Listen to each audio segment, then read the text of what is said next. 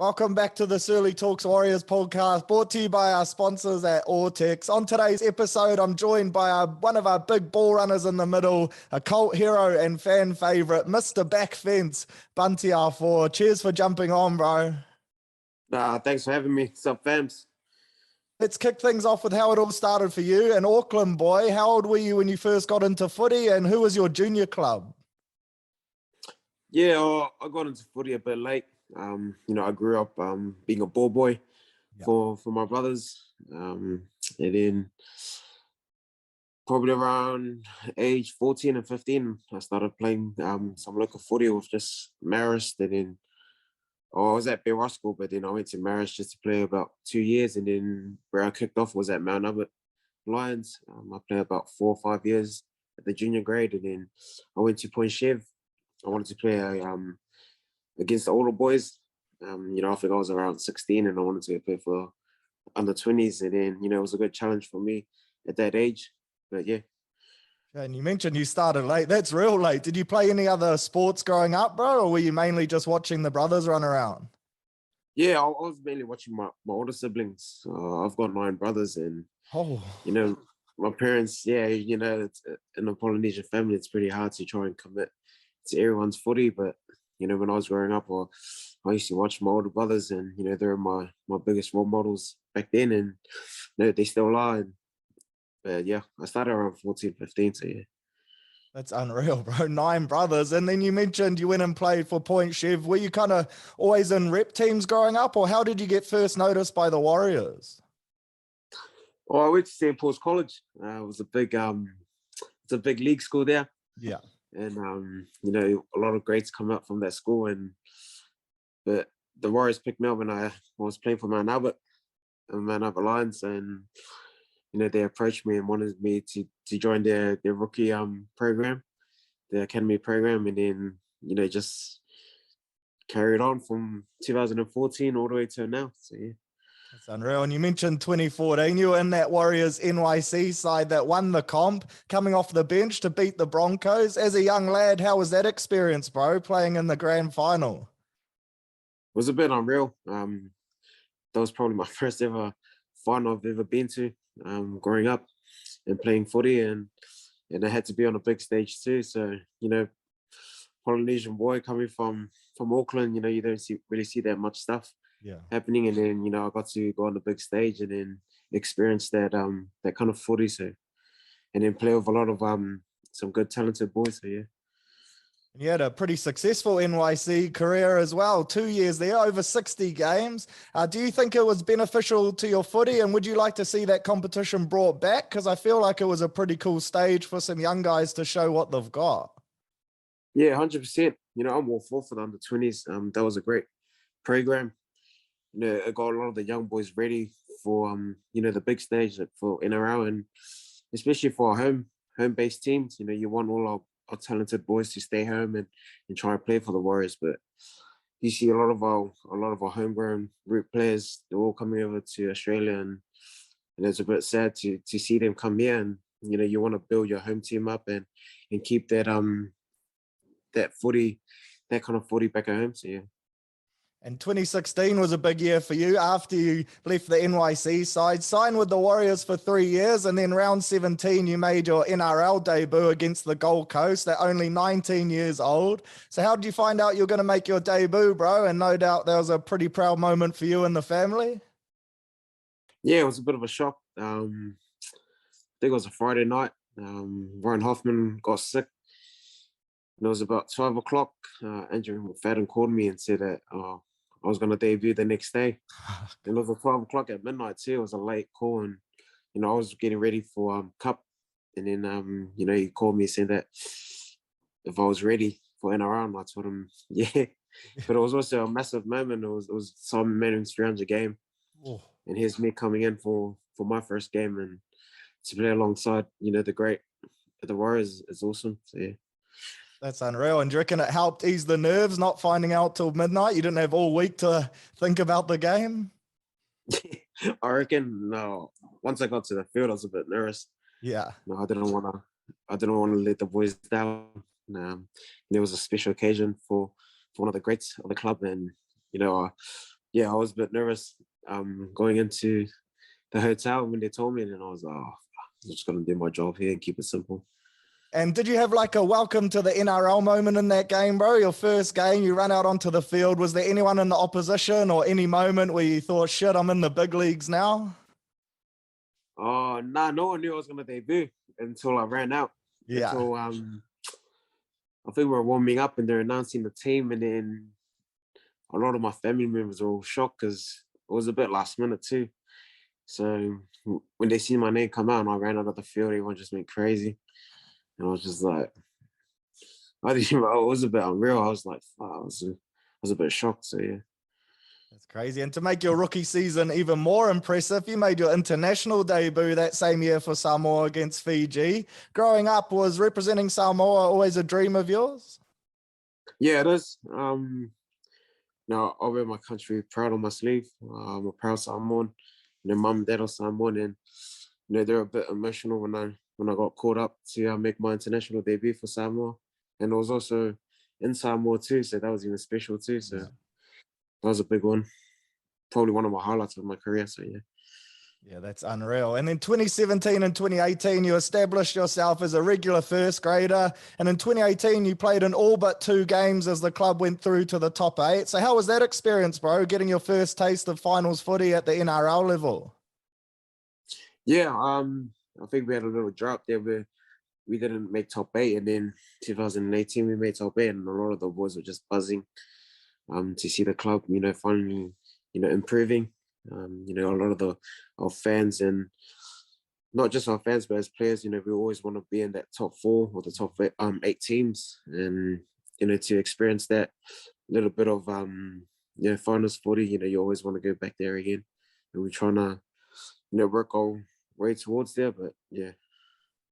And injuries are unfortunately always a part of the game. And in the 2020 preseason, you suffered a pretty bad one, an ACL injury at training. How big of a blow was this for you, bro? And how hard was it to bounce back from that at the time?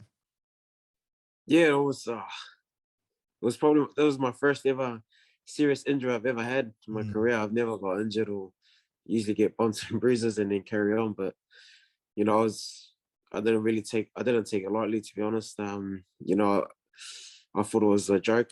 I didn't believe it was my ACL, and I tried to carry on with training and then until I heard the bad news that I did my ACL, and I just thought about a lot of the players that went through injuries, and I thought, oh man, this is part of the journey and this is part of my career.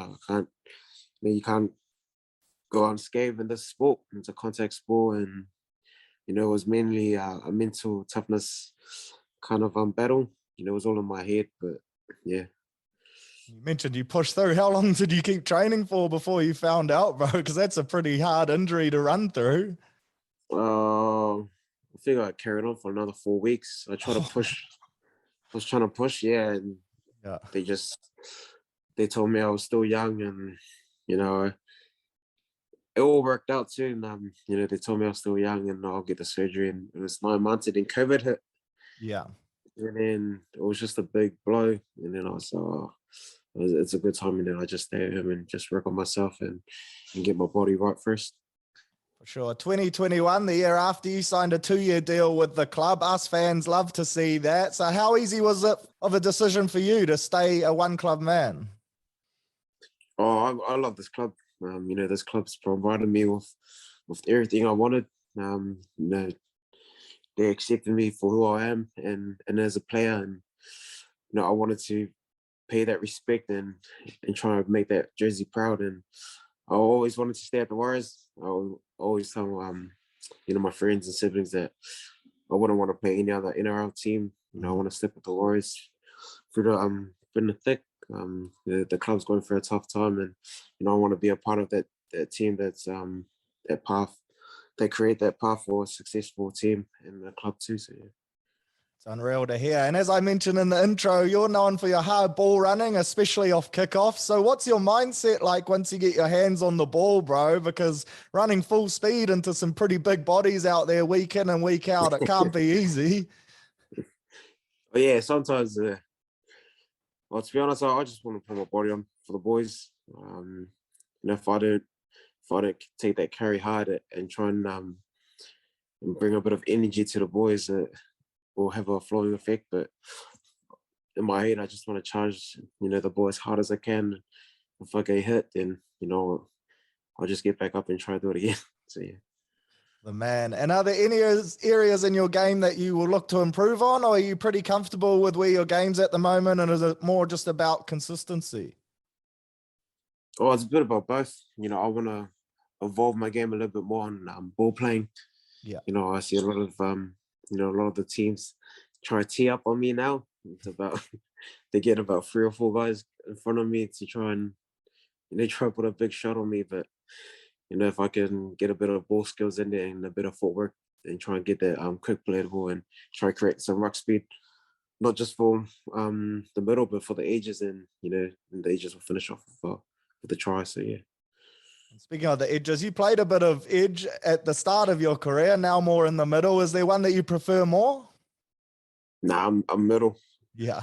I love the middle way better. With the contact, and it's a great challenge in the middle too. I always want to go up against the best of the best. So on the edge, you score tries, but I'd rather be in the middle. The crash and bash game is my thing. So yeah. Fair enough. And you've racked up 97 games for the club now. And if all goes to plan, your 100th will be on the homecoming game against the Tigers, which is an unreal milestone to achieve on a pretty special day for the club. So how excited are you to head back to Mount Smart and play in what will hopefully be your 100th game on the same day? Yeah. It's a bit unreal. I didn't know I'll reach to 100, but in my mind, I want to take week by week and focus on the Sharks that's coming up this week. And if I do, God willing, if I reach all the way to my 100, then it'll be a special moment for me and to see my family watch me play my 100 game, and for this awesome club too. And I wouldn't want to do it at any other club but the Warriors. So, yeah. For sure. And you're one of the few boys that's actually played most of your footy for the Warriors at Mount Smart. So how excited are you to get back and play in front of the fans again at the end of this year and for next year and moving forward?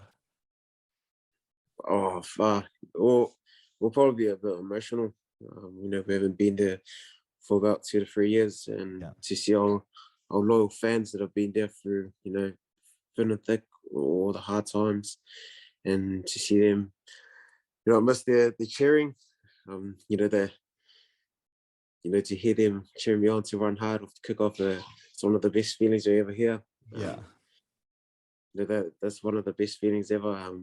And also just running out and just seeing our fan base, and especially just home, to be honest. You just want to run out in your own stadium and see your fan base around. So, yeah. And speaking of home, is there one thing in particular that you miss the most? Doesn't have to be footy related, but it's probably the Pies. Everyone, all the boys say the Pies. All the Kiwi boys have said the Pies. You can't beat NZ Pies. They're the best in the world. So yeah. Well, the boys are hungry. Rate it. Let's get on to our last weekend's game quickly. A tough loss to Manly and a bit of a roller coaster for you as well. Got sent to the bin, but then came back and scored a try. What do you think were the main takeaways from the game against the Seagulls? Yeah. No, we've been having a couple of roller coaster month. And it's just all coming down to us players being inconsistent. We're trying to get a collective group of 17 that turn up on the one day. We're having patches where we're good and then areas that we're bad at. And for us, we're training really hard in the week leading up to games, and we're not performing it on the day. So for us players, it's just trying to bring that consistency and the aggressive mindset to try and win and get that 2 points. Nice. And taking on the Sharkies this Sunday at home at Redcliffe, well, that consistency, is that the key to get the win this week, you reckon? Yeah, 100%. Me personally, I'm 100 committed in my job this week. I try to keep my game as simple as I can and try and be effective with it too. So, my job is trying to create that ruck speed and charge the ball as hard as I can. And in defense is try to break some bodies. But, that's my game and that's what I'm good at. And I'm just try and keep it simple and hopefully, I believe all the boys will turn up on Sunday against the Sharks. So, yeah. Right. And it's been a bit of a tough week for the club. It was announced today Stacey Jones taking over as the head coach for the rest of the season. Can you tell us a bit about Stacey and what he's like as a coach? Yeah, Stacey. Me personally, I'll back Stacey 100%. You see what he's done in his career and what he's done for the jersey, and all the boys have respect for Stacey. He knows what he's talking about, and he's done it. And as a coach, we had him in 20s, first time coaching 20s, and then we went to the grand final and we won it. Yeah. And I told all the boys just looked around and said that we'll fully commit to Stacey and what he's got planned for us, and hopefully I know we'll get the 2 points on Sunday. That's mean. And then looking ahead to some rep footy as well. Later this year, the League World Cup taking place over in England. Is representing Samoa in that tournament a goal of yours? Yeah. To be honest, me personally, I want to see the club succeed. Yeah. And if that's putting the World Cup aside and putting my full focus on the Warriors, and I'm willing to do that first. But if we're winning games and we go straight to the top 8 and have a crack at the grand final, then that's the rewards. But my mind and my heart's focused to the Warriors and trying to get the job done week in and week out. So yeah, right there. Let's rip into some quick fire questions, bro. A bit more casual. One player, past or present, you'd most like to play with in the NRL? It's a big one. I've got a few. Yeah. That they come into mind. Ruben Wiki, it's one of them. I like the style of footy he plays, and the Michael Jordan of NRL will have to be Ali Lautiti. Oh, there we go. Yeah. You two together would be unreal. I'd rate that. Yeah. Oh. And your favorite things to do outside of footy, bro? Outside of footy, I love taking my dogs out to the park or to the beach or to the dog parks. It's peaceful, and I'm a real low-key guy. I don't really like doing much or go to the movies on the weekend. Yeah, nice. And do you have any pre-game routines or superstitions? Anything weird that you have to do before a game? I always have a cold shower before. Yeah, I always have a cold shower before I get changed into my kit. It's a must thing for me. Just freshens up the mind and the body before it gets freshed up. Yeah. Right there. And I think you've answered this earlier, but first thing you want to eat when you get back to New Zealand, but we know it's a pie. So what pie? Oh, it had to be a bacon and egg pie or steak and cheese. Yeah. Yeah. That's still my favorite. Yeah. And if you were to be stuck on a desert island with 3 other Warriors players, who would you want them to be and why? 3 other Warriors players. Shucks. I'll probably pick all the skinny boys. If I choose all the big boys, it'll be hard to find food and they'll die early. So. Yeah. Who's one of the? I'll probably pick Reece Walsh, small. Chanel. Yeah. Peter Harris. He's smart, so he'll know what to do. And then Wade Egan. Yeah, nice. So I pick all the small boys. So yeah. Smart man. And a few listener questions, bro. A few people sent some in. The first one's from Caleb Horua, and he says, do you prefer starting or coming off the bench? Oh, I don't really mind. My head is just, I want to go on and do my job the best that I can do. So if it's starting, I'll go full throttle. But if it's coming off the bench, I just want to bring the energy and that aggressive mindset. So yeah, I don't mind. Yeah, nice. And then Hudson Pollock says, what is your go-to pre-game breakfast? Probably porridge, peanut butter on toast. Real simple. Yeah, good feed though, good feed. Right there. And then scariest person to run at from an opposition NRL team. Is there anyone that you've ever ran it at that's got a good shot on you? Probably 2 years ago, it was probably someone that I used to watch hard up was Sam Burgess. Yeah. I ran a hideout with his brother, and we both collided, and he came up to me and he told me, "Oh, you better run it straight to me." And I was like, "Fuck." I'm only 19, yeah. Yeah. Bloody, yeah. I was like, but that was cool though. Yeah, that's unreal. There's one here from Blake Ashford, and he says, "Are you still the king of mocking people? And why did you bully me when I was at the Warriors?" Yeah, I still got that rep. I've got it from Ash. No, he's a great friend of mine, and he's a great bloke. But yeah, I'm still the king at mocking. So yeah. And there's another from another of your friends, I think, Marata Niokore, and he says, "Does Alapati still have spinners on his car?" No, he's upgraded. He's upgraded the rims, so he's got the black on black rims, so it's all good.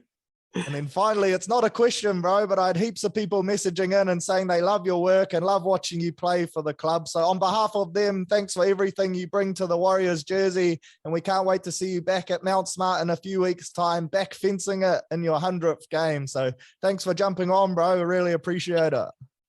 Nah, sweet. Thanks, fams.